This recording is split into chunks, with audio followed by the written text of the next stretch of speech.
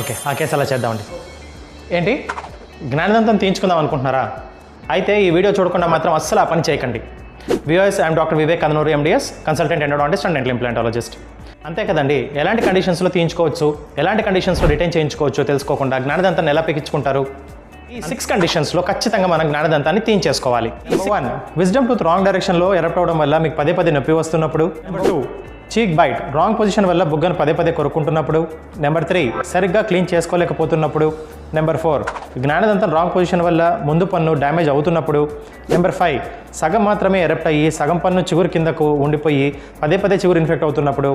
Number 6, జ్ఞానదంతం వల్ల నోరు సరిగ్గా మీరు తెరవలేకపోయినప్పుడు. ఈ 5 కండిషన్స్లో మన జ్ఞానదంతాన్ని పీకించుకోవాల్సిన అవసరం అస్సలు ఉండదు. నెంబర్ 1, కంప్లీట్గా జ్ఞానదంతం ఎరప్ట్ అయినప్పుడు. నెంబర్ 2, పుచ్చు కానీ చిగురు ఇన్ఫెక్షన్ కానీ అసలు ఏం లేనప్పుడు. నెంబర్ 3, నీట్గా బ్రష్ చేయగలుగుతున్నప్పుడు. నెంబర్ 4, పక్కన పంటికి ఎలాంటి ఇబ్బంది లేనప్పుడు. నెంబర్ 5, కంప్లీట్గా జ్ఞానదంతం సబ్మెర్జ్ అయిపోయి ఉండి దాని పాటికి అది ఉన్నప్పుడు దాన్ని డిస్టర్బ్ చేయాల్సిన అవసరం లేదండి. ఇప్పటికైనా కంప్లీట్ క్లారిటీ వచ్చిందా? ఎలాంటి కండిషన్స్లో తీయించుకోవచ్చు, ఎప్పటికైనా కండిషన్స్లో తీయించుకోవాల్సిన అవసరం లేదో? Signing off, your doctor Vivek Kandanuru. ఎలాంటి కండిషన్స్లో